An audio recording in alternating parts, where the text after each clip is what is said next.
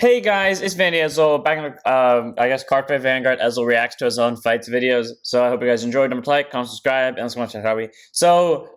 Yeah, this time we're covering our match from Dark States Dragon Empire Baromagnes versus Nirvana Cross. Our round is very interesting because for those of you that don't know, I was like a few months, well, not necessarily a few months ago, but for a while, I was basically going through burnout of Vanguard, and I was more or less getting tired of the game, and I was trying to find ways to like not necessarily upload it less, but just I was basically bored of it and just trying to find ways to play it less outside of like the channel. So, but then over time, I don't know what it was, but like that one match between Seraph Snow and Estrella Unica revitalized me and made me really hyped again. So I was playing more and more, and Nirvana, while I was burned out, wasn't really working well with me. But now that I'm not burnt out, suddenly me and Nirvana are on the same page once again. So why not test out the new Barrow cards against me and Nirvana going back at full power for the first time in forever. Let's go and get the start and see what we got.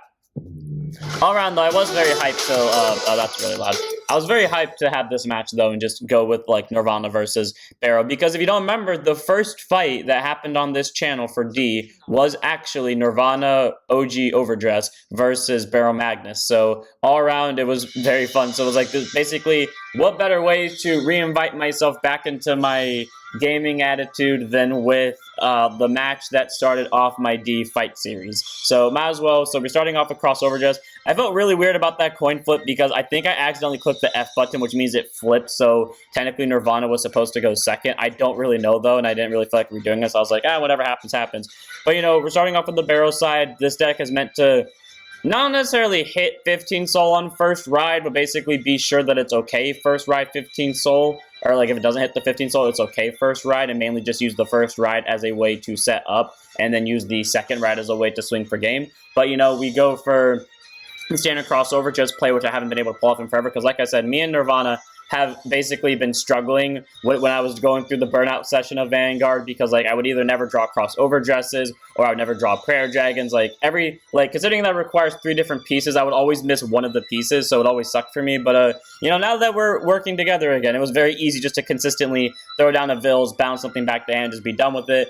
I don't know why I swing the Vils first. I think I was on the thought process that I was already on Nirvana for the restand, so I was like, swing with the rear guard first, then get the restand, but I forgot about that. Either way, though, we still get the 2 damage in, but technically the over comes down. Now, for Barrow's side, a lot of this deck really comes down to, can I pull off Adamine? Because Adamine has the neat ability of Counterblast 1 for the rest of the turn. Every time you Soul Charge, add 1 to that Soul Charge. So we have a lot of cards that Soul Charge for free, like Brother's Soul and Selfish Engraver. And then we have stuff like this Order, which can Soul Charge for 3. So with Adamine, that's Soul Charge of 4. So basically, if any card Soul Charges, sometimes it gets doubled, sometimes it doesn't. But point is, it helps us hit that 15 soul a little bit faster, and what really prevents us from hitting that 15 soul is just CB. It literally is just CB half the time, where I just have 1 less CB than I have access to basically where I can hit the 15 soul, but I can't use Barrow skill, or I can choose to use Barrow skill, but I can't hit the 15 soul. And that's simply because the other Selfish Engraver that I need is either already dead because I called it too early for the, again, Adamine on hit Soul Charge 2 combo,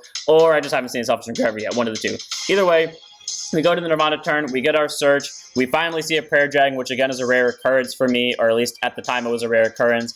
We call Guru Mirror, we call down the Trickstar, we cross Overdress into the guy I haven't crossed Overdress into a while in, my favorite of all the Virenas, Brahm Virena. Normally would have gone Brahamada here, but because I don't have a way to countercharge right now, I kind of chose, let's just go the Brahm Virena route. So we check the top 7, still no targets, which is a normal thing for Garurumir, but we go into the battle phase. We swing with Brahm, we try to kill that column because we know the pressure of it, and I was thinking of guarding this for the Barrow side, but then I thought about this. I can't. Like, I can PG this one now, but like, no matter how we look at this, either I intercept, guard, and guard, so I block that, and then when this comes in for the next attack, I just, you know, continue to take the Nirvana Vils and then just block this one again so it doesn't kill the Adamine. But the whole reason I wanted to guard this in the first place was to protect the Selfish Engraver. And if I had to give up the Selfish Engraver to prevent the attack from going through, at that point it wouldn't have been worth it, and I'd lose out on an Adamine anyways. So I was like, might as well just take this and force out the Soul Blast. We get the drive check. First check is a crit. We pump up the Vils. We give the crit to Van. Second check is a crit. And I'm like, okay, so me and Nirvana are fucking back, baby. The anime BS is finally here. We see double crits. We see the consistency. And I'm just like so hyped. It's like, let's go. Me and Nirvana are finally working together again. But on the Barrow side, we're seeing triggers. I am hoping that Barrow does see doubles because I see that Barrow can't really survive this unless it sees at least one trigger. But thankfully it sees doubles, so Vils is shut down completely, and then Braum is just a 5k drop. So now on the next turn, I'm like, unless I top deck a Soul Charger, I'm dead for the Barrow side, but let's at least try to hit it. So ride, skill of Electro Spartan, shove a hand card Soul, draw a card Soul Charge. Sadly, we are now one card short, I think, no matter how much yeah, we're at 9 soul now. No matter how much I do, I think I'll be exactly one card short, because thanks to Adamine and this, I soul charge 4, so I'll be at 13, and then with the skill of the grade 2, I would hit 14, so sadly, I barely wasn't able to hit the soul count for the skill. I was really hoping I would top deck into one of the Electro Spartans I have in main deck, so, try to get more numbers out of it, but, we hit it either, or we don't hit it either way, but, I mean, it works out. We start swinging at the rear guard because since I can't send it to soul, I want to add a little bit of pressure. So we go 28. We then swing with Barrow, Counter Blast 1 to at least get the 10k and a crit. With Nirvana, I just take this because, again, I need the CB and also because it's safe here. First check sees a crit. I give the crit to Van. I give the power here, and I'm like, cool, I saw a crit on both sides. Crit again! Somehow, both decks have seen double crits on both their drive checks. Except here's the fun thing about Barrows, is Barrow saw double crit in his damage check, then double crit in its drive check, so half the crits I run are out. Because right before this game, I upped the crit count by 1, and I sat there for a second, like, after I took the mirrors, like, 1 more damage, right? Because I saw the triple crit, I was like, did I already take the damage? No, I got 1 more to go. So, Barrow almost turned this around on the virtues of just seeing double crits, and Nirvana almost lost this off the virtues of not seeing double crits. Thankfully, though, Vils was able to nullify the attack, and I intercepted with Vils there because I wanted to get Trick Stars in drop zone, because I only had 1 in there at the time, and I wanted to, well, I didn't know I was going to draw the Trick Star, but I also wanted to reset my, my crossover justice, because I see a bar, and I never really use bar, so I'm like, you know what? Here's my chance to use bar. Everything else is going well. Might as well use bar with it. So I ditched the Stragaglio. It was really weird to tell there, but I ditched the Stragaglio for Nirvana's skill to call the Stragaglio and Trickstar. Then I call Baromagnes. We crossover dress with Baromagnes first to try to increase my hand size, because I realized that I already have a Trickstar in hand, so I don't need to use Stragaglio. So I Counter Blast 1 for Baromagnes, draw the 2. I just the draw trigger. It's fine seeing you over here. It's not necessarily game, but we have a good chance for game here. I then use a skill of Bar for once in my life to Soul Blast 2, retire the grade 2, so now I have another Trickstar and drop. Then I call Trickstar, cross overdress into Vils Virena. And originally I was going to use Stragaglio here to bounce back a Trickstar to hand, or not a Trickstar, but bounce back a Trickstar to board. But then I realized, wait, this is the first time I could do this. Bar Virena with Nirvana's skill, do the combo, get extra drive checks. So I didn't realize that was too little, so I guard with another one for 1 to pass. Don't see a trigger. Then I go for Nirvana, swing, Counter Blast 1 stand, PG this, and this is where I kind of have to see a heal on both checks to survive, because, the bar is going to swing, and then with a drive check, and then the Vils is going to swing without a drive check. But we get the crit, then we get the heal. Now, a smart person would have swung with, even though the over is out, a smart person would have swung with Vils first, but the reason why I swung with bar first is because, I never get to do this, so I wanted to get the extra drive check. And if you're wondering why I didn't give the power from the heal, that 10k that was already there, because that goes away at the end of bar's battle, I just counted that as the heal's power, and I just forgot to give another 10k. I mean, that situation didn't matter anyways, it was enough to break through, but either way, move on to game 2, and this is, again, one of the games where I'm always really happy about, because, oh wait, no, I did have to do a rematch at the end of it, because technically, Barrow didn't win on the first attempt of Game 2, so which means I had to, Game 2 technically isn't the real Game 2, but I mean, to be fair, it also works out, because it doesn't matter. Barrow eventually won, because I like to have, like, the best of 3 type of thing.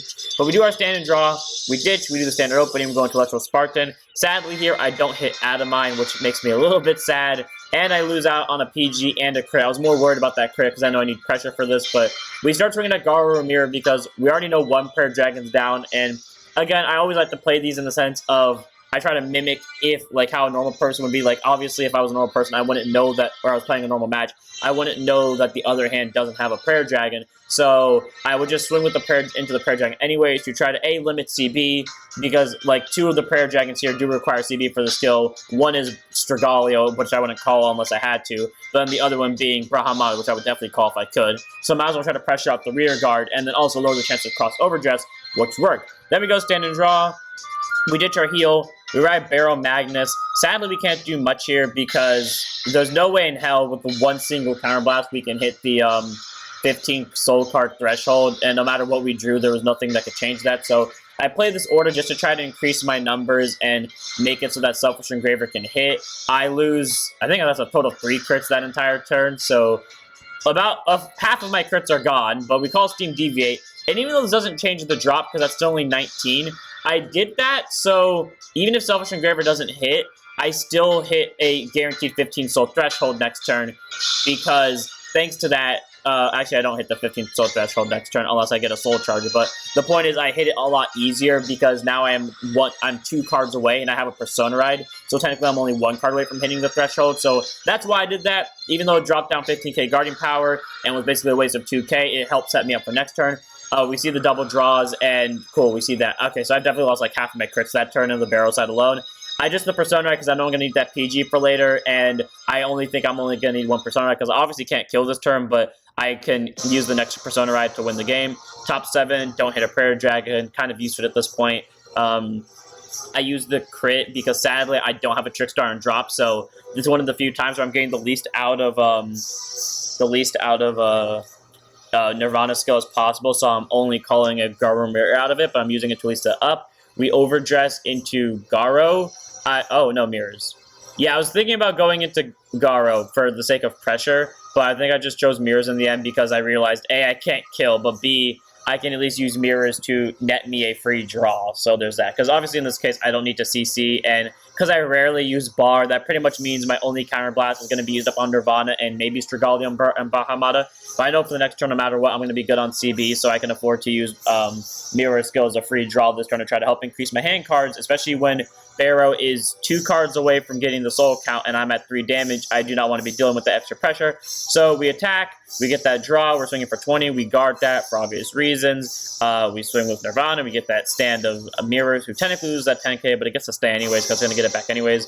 We get our Twin Drive, both on no triggers, feeling a little bit worried over here. The draw trigger immediately shuts down Mirrors, and again, thanks to that draw trigger, before I even drew that, I was like, okay, so Barrow's not hitting the soul count this turn unless I top deck a Selfish Engraver. Because, or the other grade 2, because I can't use Electro Spartan because I'm only going to have 1 CB. I need either Selfish Engraver to either get a counter charge and or the on-hit ability and or the move to soul ability. I need a I can't use Electro Spartan because again, I only have 1 CB. I can't use this because I only have 1 CB. So half of my soul charges were useful, half of them weren't, and sadly I drew the half that wasn't useful. So, and I was going to Persona, but I was like, I can't hit the 15 soul anyway, so what I might as well do is hold back on all the soul charging, just get the standard 10k and a critical, increase my hand, and then basically use next turn to go all out with the order, the Persona Rite, the Atomine, the everything. And just hope I don't die between now and then. So we just go for swings, we force out the PG, we do our first check as a no trigger, second check, there's the grade 2 that I really need to hit the 15k soul.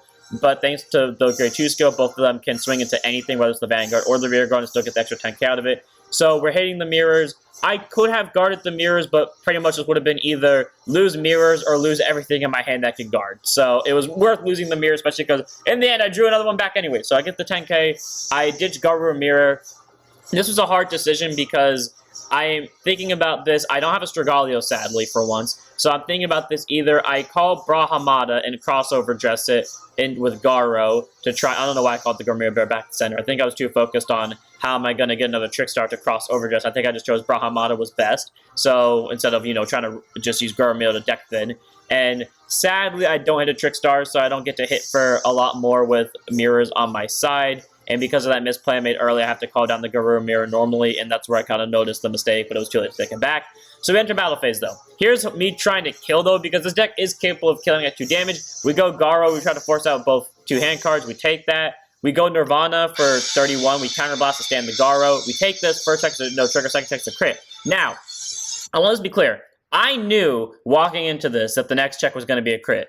Or not specifically a crit, but I knew the next damage check was going to be a trigger. How did I know this? Just because of looking at the game state so far and all the matches well, not all the matches, but like the 2 matches I played before this, game 1 and what was now game 3. Like looking at those beforehand, Barrow pretty much saw a trigger pretty consistently, and just like how the game state's currently going, I could make a really good guess that it was going to say trigger. So it was basically either put it on Garua Mirror and make it so both attacks can hit, or put it on Garo. Because the thing I wanted to do here is I put Garo down specifically instead of mirrors to force out 2 cards in guarding power. So if I gave it, and if I'm right and the trigger was coming down and I gave it to Garou instead, this would only be a 30k, meaning its 2-card drop would be nullified by a double intercept. And because the Barrow side is looking good over here with the 3 grade 2s, that wouldn't make a difference. So instead of, putting the trigger on Garou mirror to let both attacks hit the Vanguard, I instead put it on Garo over here so that, I can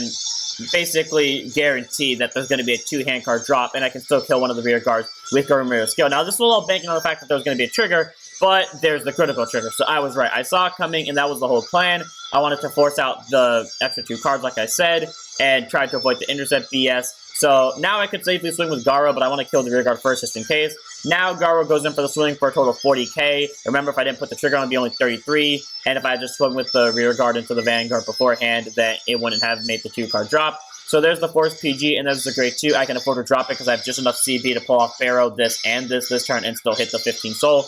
So we're going on final turn. We Persona Ride the Barrow that I said of this entire game, plus 10k to front row, call the Adamine, get the Counter Blast to get the Soul Charge going, call that because I keep forgetting that this is a continuous skill, not like it gets 5k for the turn, like how Bruce automatically does it with its Order Pandemonium Tactics, where it's whoever's in the front row at the moment gets the 10k. No, it's a continuous skill that the Vanguard gets. So we get the numbers for our rear guards, and at this point, I kind of realized this game against Nirvana, like, there's 5 attacks coming its way. It's got 5 hand cards. It can't stop all of them with only 1 card, because all these drops now are 2-card drops. So Nirvana's essentially lost, but we're trying our best here. I throw down I choose to do it this way, because I know that Barrow can swing and send Garo to Soul, so might as well use Garo as guarding power while I can. Not like it makes a difference in the long run, but, smarter guarding. And we take this one for the number. We see a crit. Okay, we're not in a bad situation. I chose not to guard that because I knew I couldn't guard that, because that's a total of somewhere in the 50s. So it wasn't worth it. We use Barrow skill, we get the 10k and a crit. I take a quick break here to read what this thing does to make sure. Yeah, there it is. I take the quick pause to see if I can see what it does, and I realize after I do the cut that it basically sends them to Soul. It sends them to bottom before they're sent to Soul. So I get rid of the 2 rear guards on the board. I then use the skill to call out his Selfish Engraver just in case the game goes to another turn. And then I call Deep Sonicer because I didn't feel like calling that grade 2. I realized after I called Deep Sonicer, I should have called the grade 2 like right after, but I was like, it's too late to take it back, and I don't feel like cutting it, so I'll just stick with it. I do my Twin Drive first, check no trigger, second check no trigger. I didn't realize I could guard this because I forgot about the triggers canceling each other out, but I mean, hey, it's fine. I pull the heal trigger, and I'm thinking, you know what? I really hope Nirvana doesn't pull the heal because, again, Nirvana has already won another game, so I'm like, I really hope Nirvana loses here, and thankfully Nirvana does. But to be clear, I didn't realize it in that game until after I'd recorded it, but apparently Nirvana had lost, I think it was that match. Nirvana had, or one of these 3 games, Nirvana had lost 3 of its 4 heals. No, wait, all of its heals. I don't remember which game it was either this game or last game, but at that point, it's pretty much I have to pull the over to win. Either way, though, we take our 2 Adamines, and I'm like, well, there goes that plan, because this is technically game 2, because this was the second game that was played, so I'm looking over here like, great, the whole plan with Adamines fails. And the weird thing is, the one game I don't get Adamine early with Barrow was the one game that I won with Barrow, and yeah, I was like, okay, then there goes the 3 crits, so 3 of my 8 crits are already gone, so I'm not really feeling confident in my pressure I can put out. But, we just start swinging. That small cut there was me trying to check if I could use the grade 2 skill to summon the Garo to Soul, and I can't because it requires a Barrow, so I just guard the Garo and try to pressure it out. Then we drop the Flare Veil, we ride, we get the Search of a Trickstar, and this is obviously going to go into Garo because even though I'm pretty much sending Garo out to die if the Barrow side can get to 15 soul, A, I know it won't, but B, even if it would, I have another Garo in hand, and right now I need to pressure as much as possible, because the higher damage I can put them to before either of us gets to grade 3, the better, because that's the more pressure I can put on with the deck. So we sadly see nothing of use, but we do end up getting the Vills, so, we can bounce back our Garo next turn if we Soul Blast it out. So we get the 10k, and we just enter the battle phase, because right now, obviously, this side can't guard a Garo, because the best it can do is go for even. Okay, well, now it can guard it, but we basically have to throw down both the Barrow and the Selfish Engraver, which isn't worth it. So 20k to Vanguard, It's a take. Actually, could have intercepted. But yeah, there goes another crit. So obviously, game 1 won't be repeating itself with both sides seeing a fuck ton of criticals. Simply because Barrow has lost about more than half its crits now. And there's me drawing a Barrow. That is something I've realized has been a consistent thing with this, like, game, where every time I've had a, or not just in this game, but, like, with Barrow in general, where every time I've had a Barrow and I've used that skill, I won't soul charge the Barrow because I want to use the Persona Ride for next turn, and then I'll immediately draw Persona Ride, and I had to give up, like, 15k guarding power, and I'll be like, well, fuck, if I know I was going to draw the Persona, I would have given up the Persona Ride because I really wanted that other card, but I thought the Persona was going to be better in the long run. Turns out, I would have drawn one anyways. Either way, though, I PG this because, you know, just in case the remnants of previous game 1 kind of come over to this game. We see a draw trigger, we see a PG. Okay, we're not looking too horrible on guarding power. We swing at Van because there's no point trying to pressure out the Garo because, I mean, to be fair, A, I can send it to Soul, so there's that. But also, B, we need to deal a little bit more damage, and CB starving them at this point isn't going to do jack shit. And cool, we're at 4 damage. It's literally do or die next turn no matter what. It's game for Nirvana, unless Nirvana somehow top decks the over. So this is kind of like, let's force out everything we can. I don't discard the Nirvana Haeva just in case, but also because I know Village can bounce back the mirrors, and if I remember correctly... Oh, wait, no, I have a Garo in Drop Zone. I think I just put the mirrors in there just because I didn't want the Garo, but we call Strigallio, who I think if I top decked into. To be fair, I was just hoping for any Prayer Dragon, and I got Strigallio, and I thought about the plan of using the skill to serve a Trickstar. We get the Trickstar, thankfully goes to him, we call Trickstar. We call Strigallio because it's literally the only other Prayer Dragon that we have access to in our drop zone right now. And then I cross Overdress into Vills. Here comes the copyright music that I chose to play simply because it actually fits with the outro. And I said in editing that if it lines up with the outro, I'll play it, and it did. So we go into Vills, we get the Strigallio skill to call back the Trickstar, we use Vill's skill to get back the Mirrors, we cross Overdress into Mirrors, we send Garo into Soul, or not into Soul, but under Mirrors. And now we're using the skill to try to increase our hand back up, because again, we are fine on CB with this deck, because I rarely use Bar, and I think both Bars are out of deck anyway, so we're definitely good on CB now. So at this point, we're just trying to, what's the best way to survive, basically? We do to pass the Vanguard, Twin Drive, first check is a heal trigger, okay. We have a little bit of breathing room now, because we have 2 buffer damage, and we have a PG now, and we have 2 cards in our hand that can guard. We're not in the best situation, but we're not in the worst situation either. We go for pressure. I try to use Mirror skill, then I remember I only had 1 over or crossover just and drop or underneath it. We go for PG, and here comes final turn on Barrow's side. Go for the Persona Ride, get the 10k. We got the Brother Soul. I think that was a top deck, yeah, because I needed exactly that to get my soul charge, and thankfully I top decked into something that could, oh wait, no I didn't. I already had the 15, so I think that was just the, well, I mean, it made me not lose 2 triggers. And there, that was, oh, I cut it out. But I was basically originally debating if I should swap these 2, but I decided in the end I shouldn't because I can't send the Vills to Soul anyways, and I can only do it once, so I might as well use the Thing skill to at least countercharge one to set up for next turn if there is somehow is a next turn for both sides. So use the skill, send that to Soul, get rid of Mirrors and Nullify and Intercept, and now we are heading into Pressure Zone. Because now Nirvana only has a 5k guard, it cannot block the remaining 2 units with the 5k, which means I have to PG, and it's pretty much down to, I think that's the 6th crit. So to my memory, there are 2 crits left. I didn't do this math at the moment. The math I did at this moment was, I remember the soul charge of 3 crits earlier in this one, and that was, actually no, I remember the 3 crits earlier. I didn't even pay attention to this one in the moment, so in my mind, there were still 5 crits left. So, and I think there's about 15 cards left, more or less. So pretty much there's like a 1 in 5 chance for me in my mind right now that the Barrow side sees a crit. So I'm like, I could take this, but at the same time, the best bet is just to PG this outright and hope for the best. So after giving the self just 10k power, and I call this self just because I know it doesn't matter anyways, so I PG this, Twin Drive, first check, no trigger, second check, no trigger. I am feeling so happy that Nirvana survives this. There's no point trying to damage starve them, go for the self engravers. Damage check, critical trigger, doesn't make a difference in the end, regardless of the deck have more guard power or not, I still take the next attack because it is now a mandatory soul charge, and the card goes to soul to counter charge one, and then Selfish Engraver goes in again. We take this one, damage check does a no trigger, mandatory soul charge, oh, there was only 14 cards left in deck. Sand and draw, Persona Ride, hoping to top deck into a crossover dress. Top deck, baby! Crossover dress! Let's go! I use the skill. I just Strigallio. I call Strigallio.